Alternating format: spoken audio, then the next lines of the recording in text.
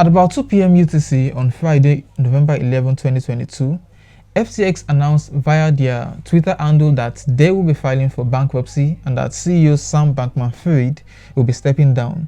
This came after it became evident that the exchange has been misusing user funds to the tune of several billions, and even Web3 power men like CZ and Justin Sun couldn't save them. So, how did an exchange making millions daily in trading fees as well as having successful investment in several crypto projects manage to lose it all and subsequently having to steal user funds worth over $10 billion? This is the story of FTX, a story of greed, mismanagement, lies and crime hidden under effective altruism. Welcome to Crypto Forensics FTX.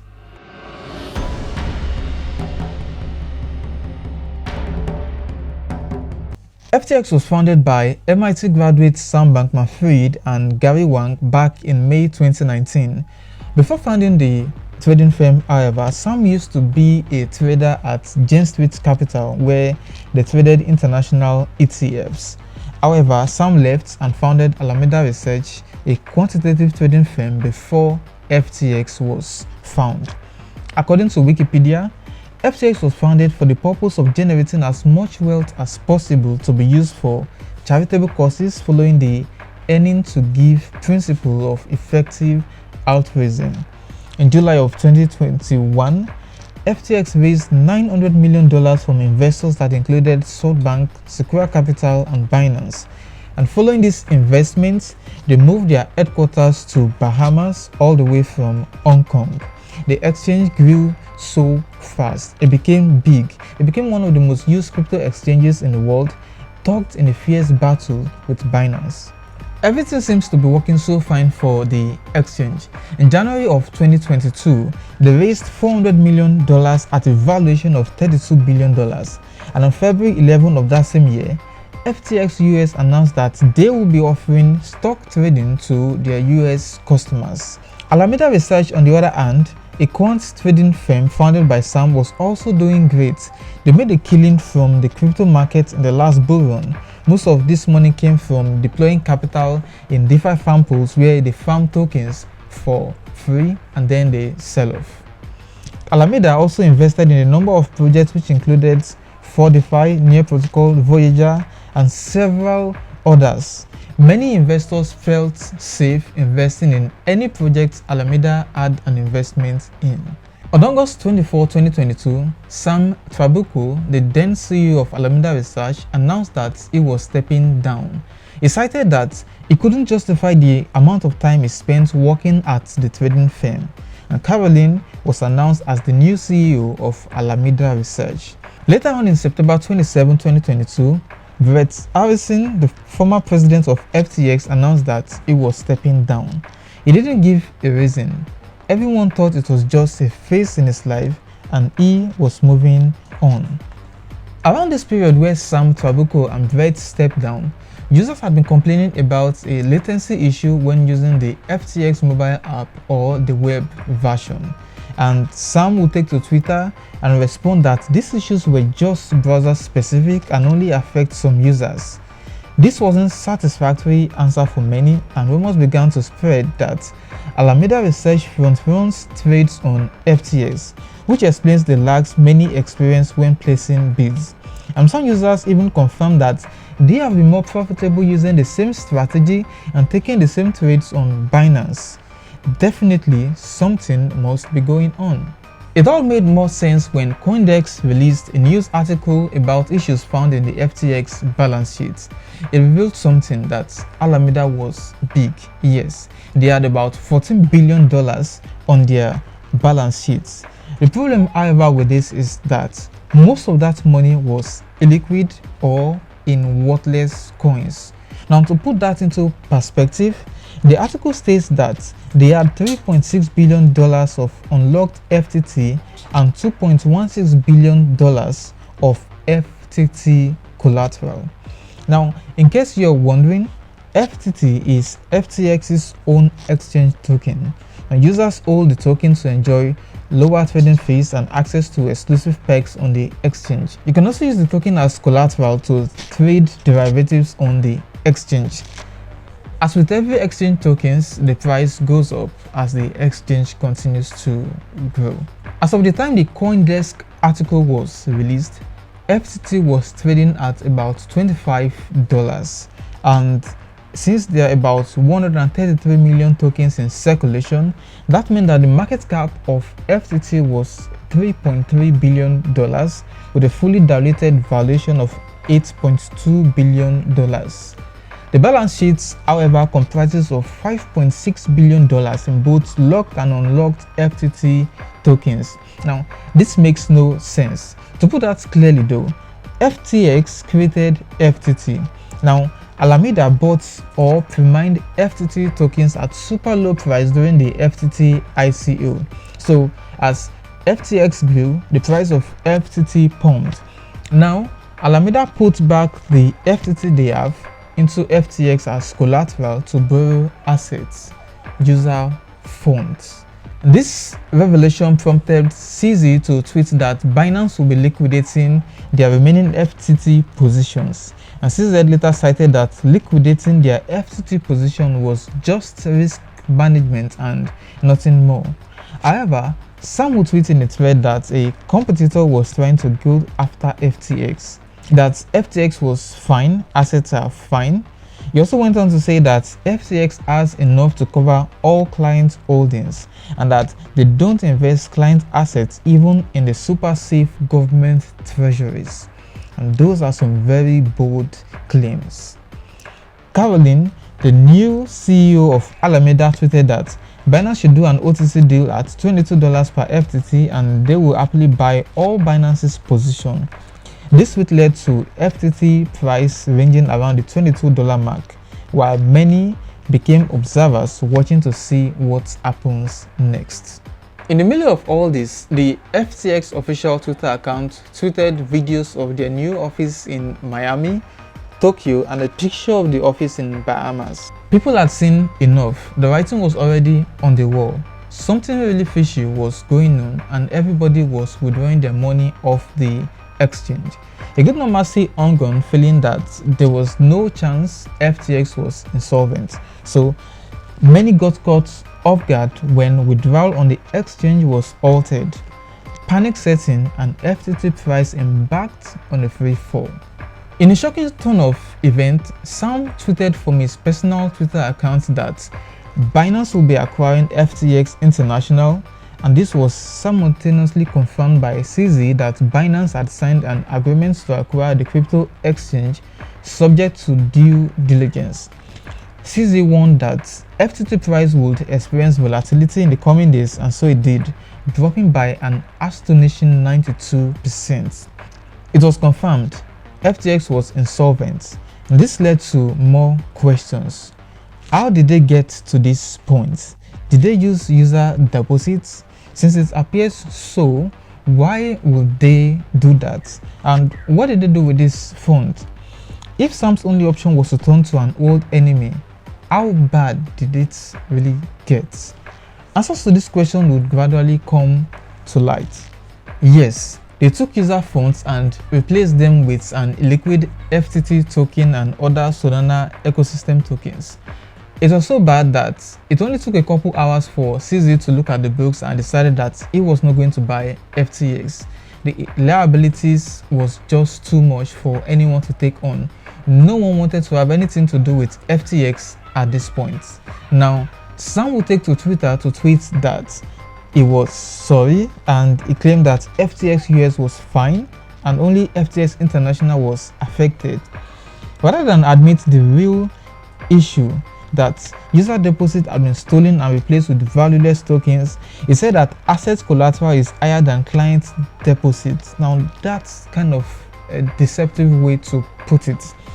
What was from this thread was when he said that a poor internal labeling of bank-related accounts led to him not having a full sense of user margin. People make mistakes while labeling, yeah, but $10 billion? And Sam being Sam, he couldn't resist a jibe at Binance. News broke out that residents of Bahamas, where the FTX HQ is located, could withdraw their money, and so many tried to get their money out of the exchange, and they did.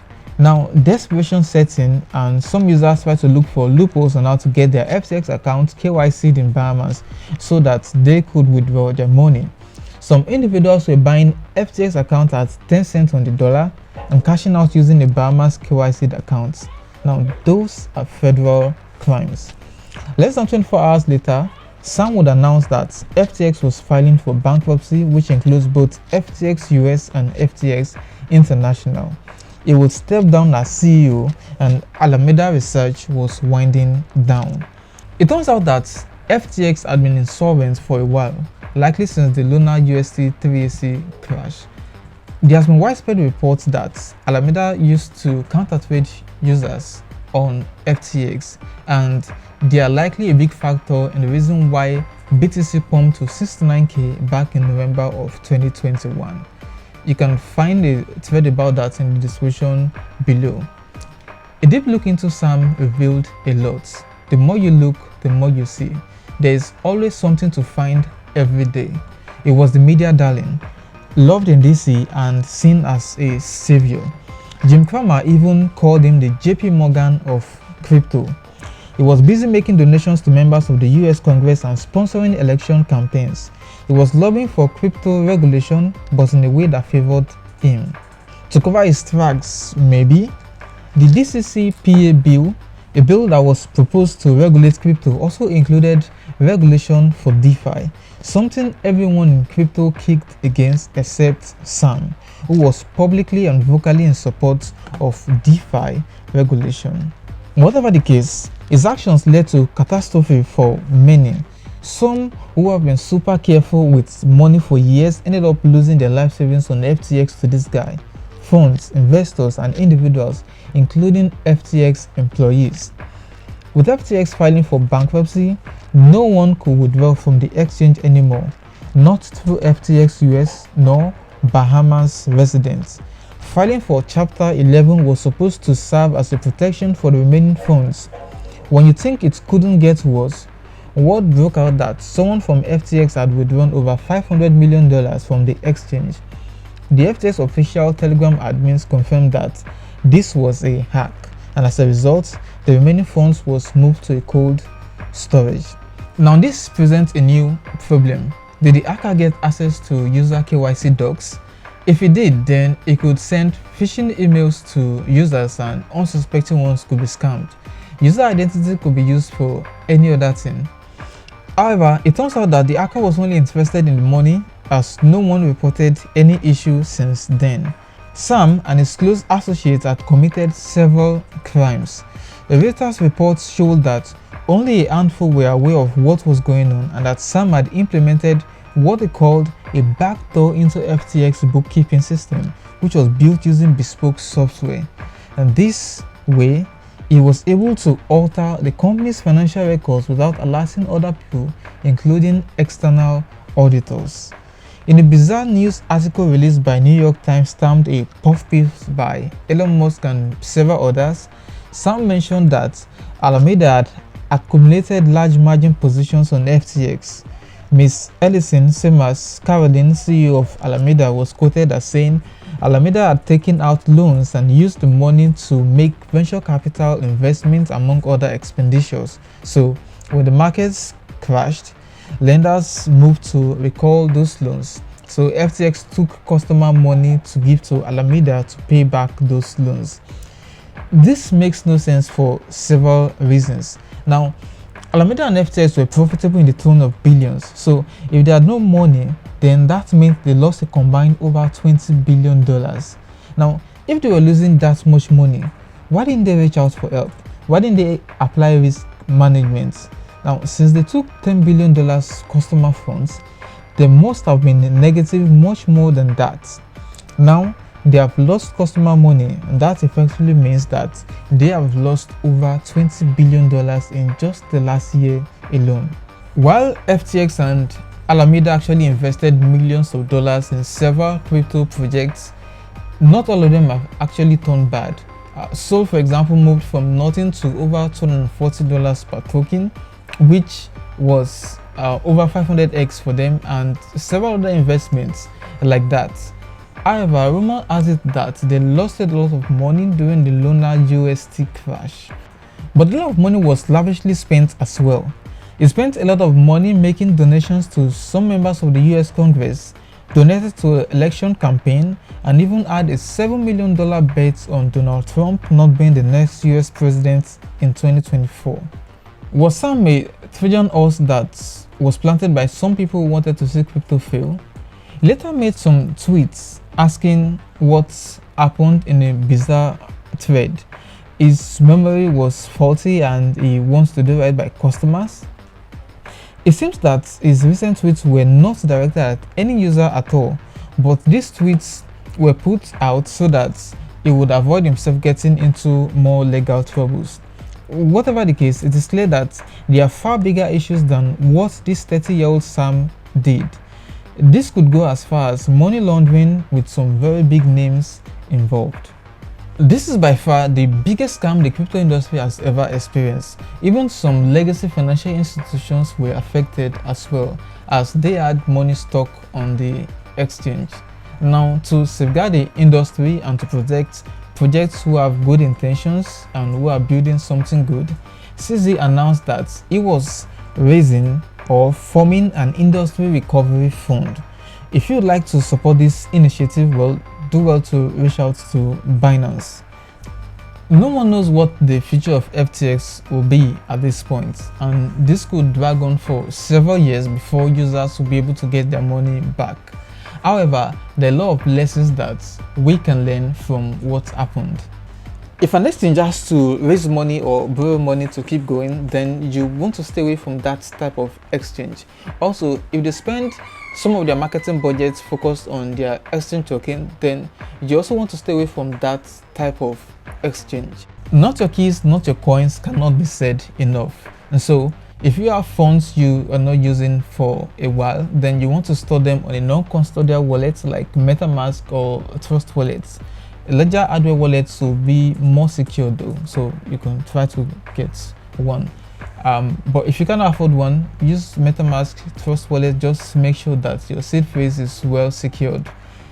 However, most liquidity are on centralized exchanges, and so you really cannot do without them. They come with a lot of benefits. So you could leave just your trading budgets on an exchange and then the majority of your funds on a non-custodial wallet. When choosing a centralized exchange to trade on, you want to look at their proof of reserves, which most exchanges are embracing now. You also want to look at their track record and community sentiment. Binance is the largest and most trusted exchange in the world. Along with Binance, other exchanges like Kraken have proven to focus on user protection. And this brings me to the sponsor of today's video, ByBit. ByBit is one of the top 3 exchanges by market volume with over 10 million users. They offer zero fees on all spot trading pairs and a 4,000 welcome bonus when you sign up using my referral link in the description below. In the spirit of transparency, ByBit has disclosed main user assets wallets totaling around $1.9 billion. They are also working on other proof of reserve solutions such as Marco 3 on UID level. You'll be able to view your balance on-chain or some other third-party custody. They don't use user funds. Instead, they have over $800 million in their Bits DAO treasury. Keep in mind though that exchanges still have risk of their own. Ensure that you are trading on an exchange that does not use user funds without their permission, and follow up with general sentiments of the exchange in the crypto community. Crypto is here to stay, and DeFi is the future of finance. Now, while recent events are incredibly bearish for the crypto industry, it is actually good for the industry going forward, because now we can see who the bad actors are and they are being removed, while those who are good actors with good intention can continue to build, and then we'll see something good come out of this over the coming years. For now though, it's going to be kind of difficult. If you enjoyed this video, then do well to hit the like button. Also, subscribe to the channel for future crypto forensics and market analysis. You can find me on Twitter facebook.com/admiano. You can find a link in the description below, or you could also join my Discord community where I share free information from day to day. Until the next one, stay safe.